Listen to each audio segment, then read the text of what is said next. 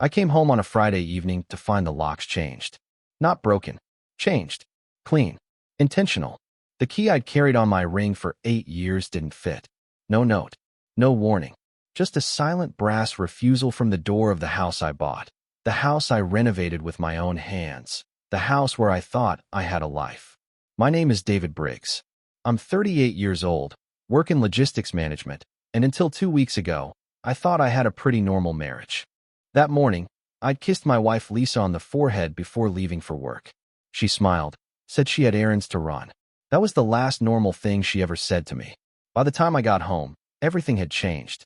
I tried calling her. No answer. Tried again. Straight to voicemail. I rang the doorbell, knocked, even banged once.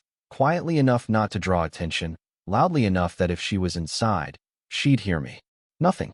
Then the porch light flicked on automatically, motion sensor. That was the moment it hit me. She wasn't gone. She just wasn't letting me in.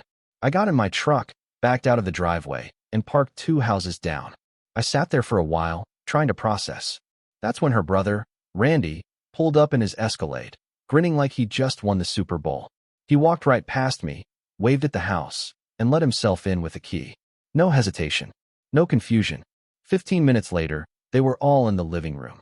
Lisa, Randy, her cousin Marlene, and her mother, June. I could see them through the front window, raising glasses of champagne. I wasn't invited. I drove to my buddy Sean's place and slept on his couch that night. Didn't tell him everything. Just said Lisa and I were having a situation. The full truth came the next morning. I checked our joint checking account. Empty. I checked the savings. 0. I logged into the investment account we opened 5 years ago, the one we never touched. Closed. That's when I remembered something Lisa had mentioned 3 days earlier. Barely a sentence, tossed in a conversation like a casual shrug. Someone in town just won $8 million on a scratch-off ticket.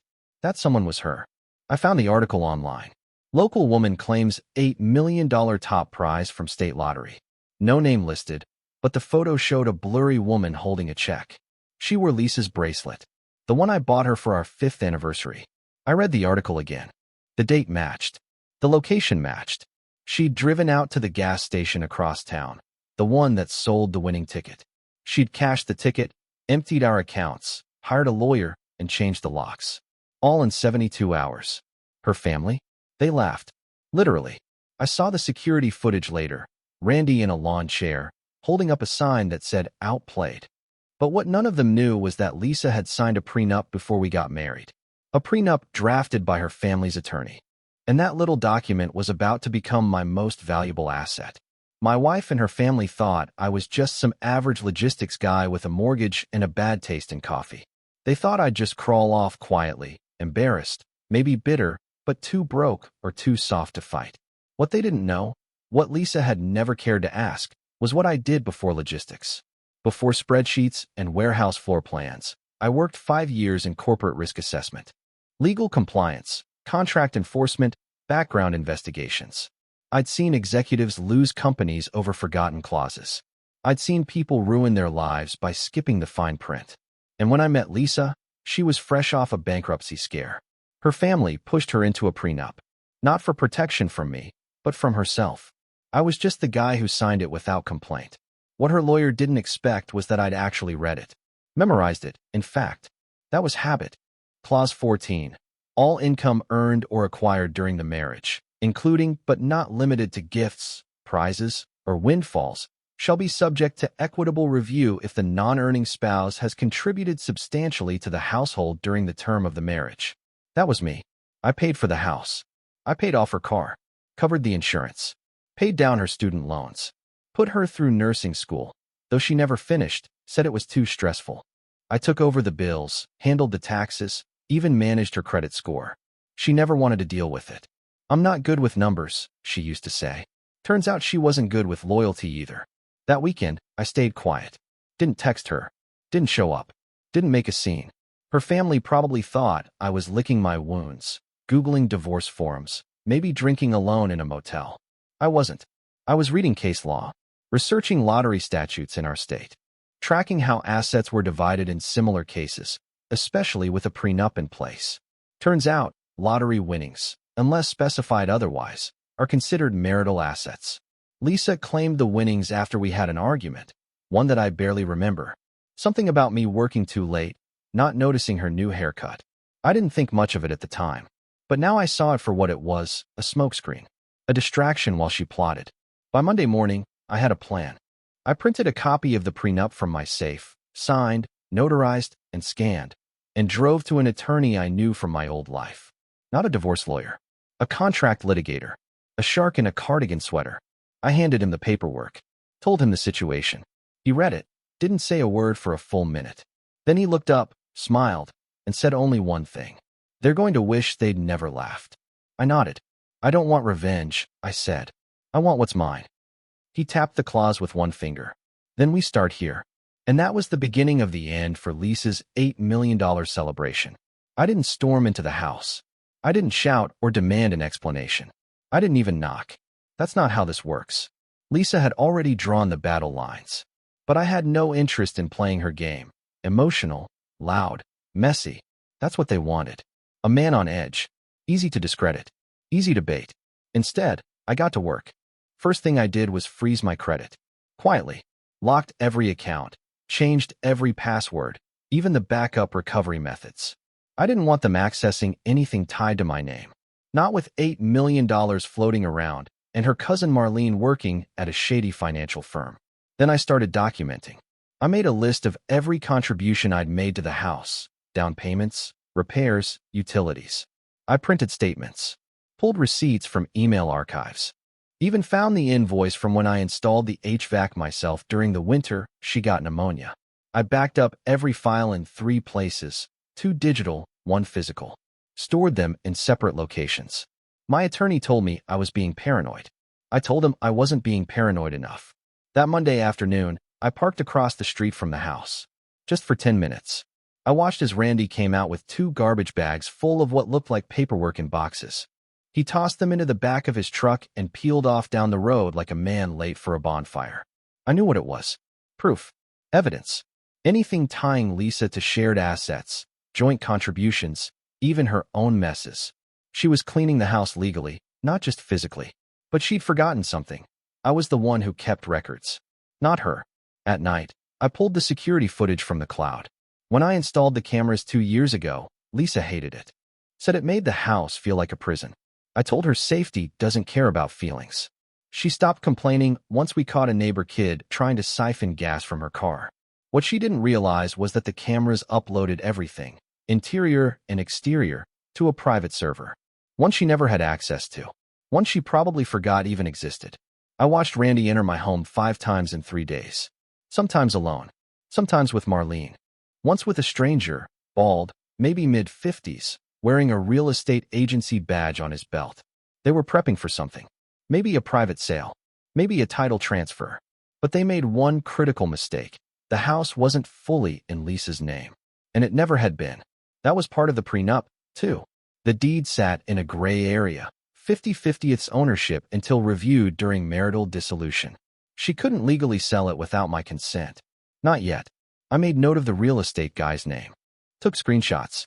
Logged times. Then I waited.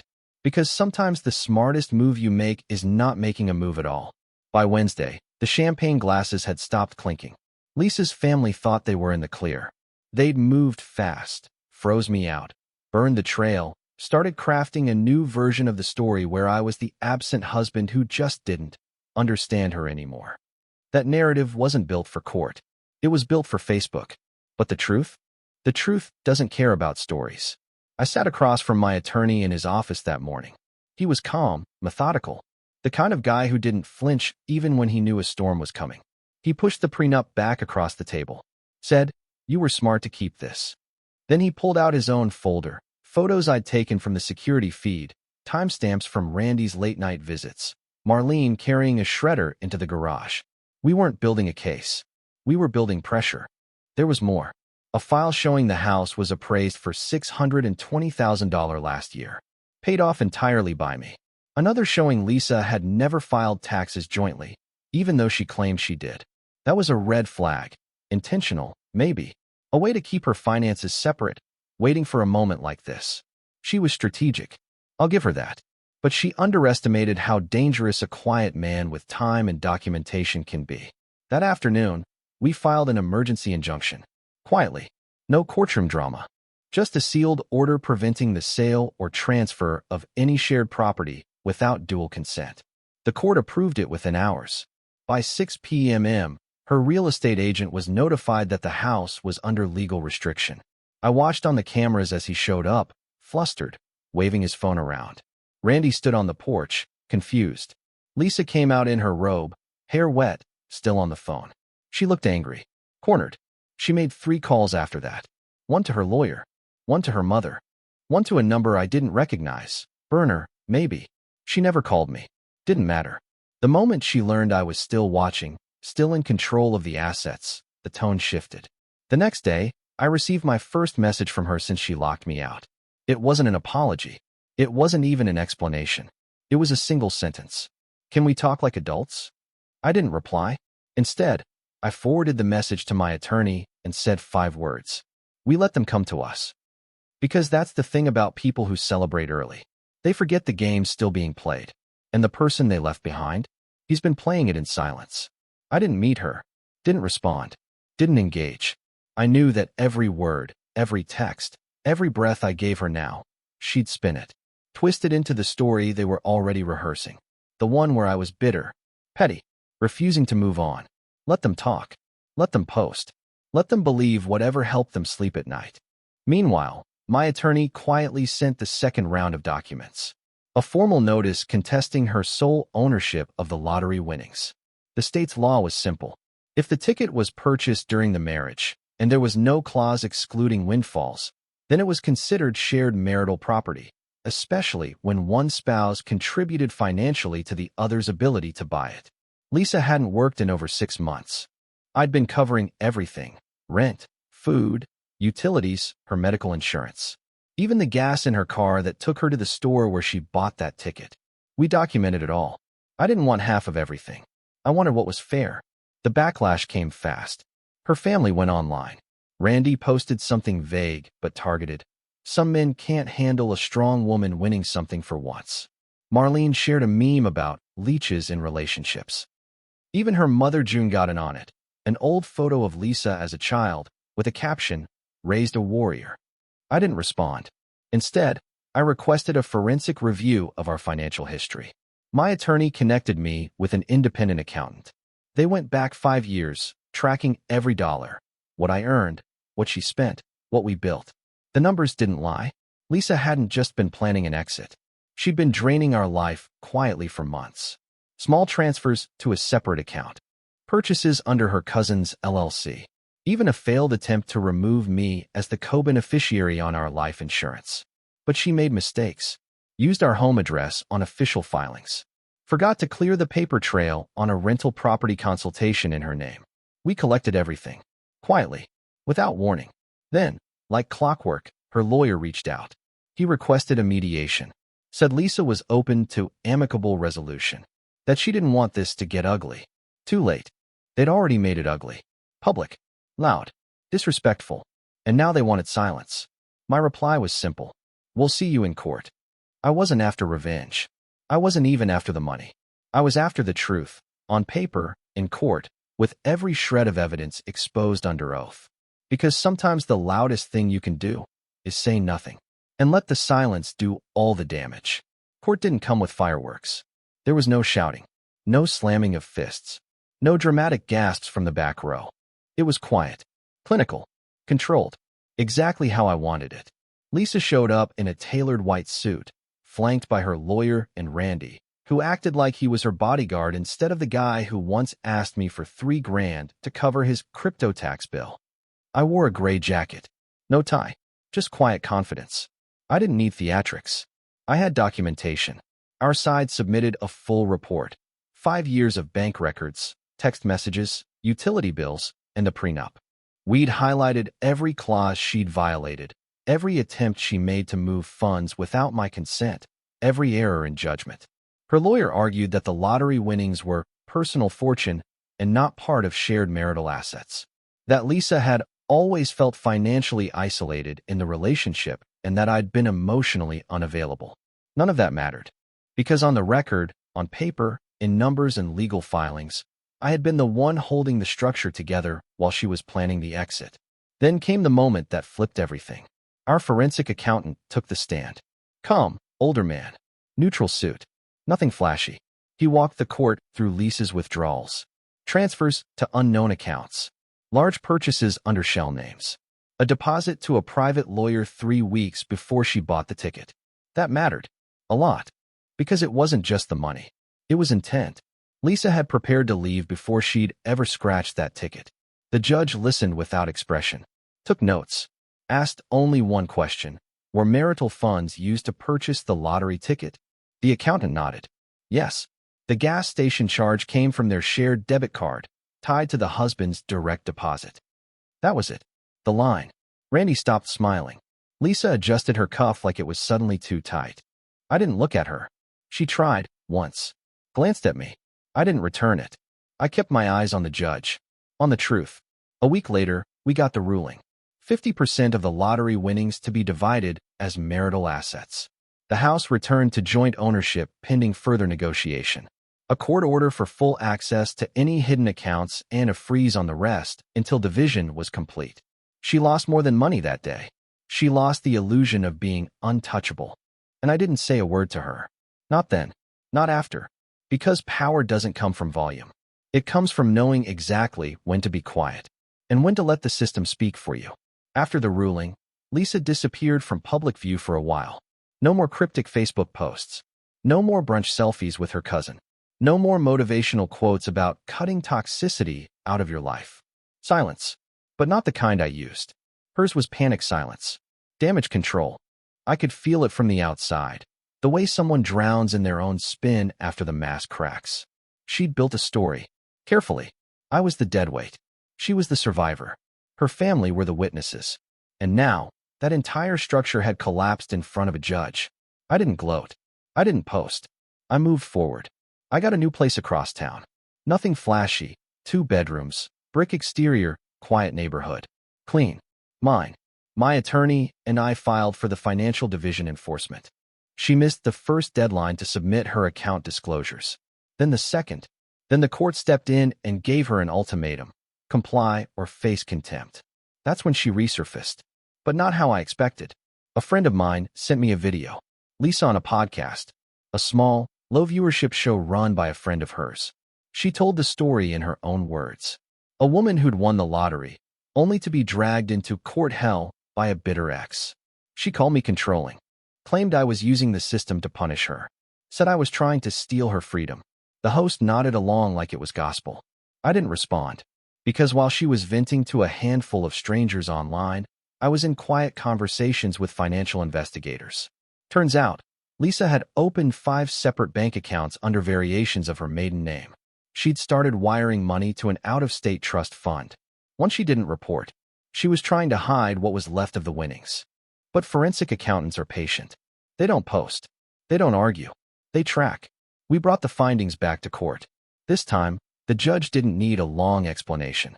He signed off on a full asset freeze and ordered Lisa to pay all court fees due to concealment and bad faith. Randy? He'd already cut ties publicly. Claimed he never supported how she handled it. Her mother stopped showing up. Even Marlene locked her social media. Lisa was alone. And still, I didn't say a word to her. Because by now, she understood. I wasn't loud. I wasn't cruel. I was consistent. Strategic. And I always finished what I started. Even if it took time. Even if no one clapped. Because real wins aren't loud. They're final. 3 weeks after the asset freeze, I got a letter. Not from Lisa. From her new attorney. It was worded carefully, like it had been rewritten 10 times by a PR team that didn't exist. They were offering a settlement. 35% of what was left of the winnings. No acknowledgement of wrongdoing. No public statement. Just a quiet, clean break if I signed and agreed not to pursue further investigation into the unreported accounts. They wanted me to walk away. With less than I was owed, less than the court had already ruled, less than what I had every legal right to claim. And they thought I'd take it. Because by now, they were bleeding.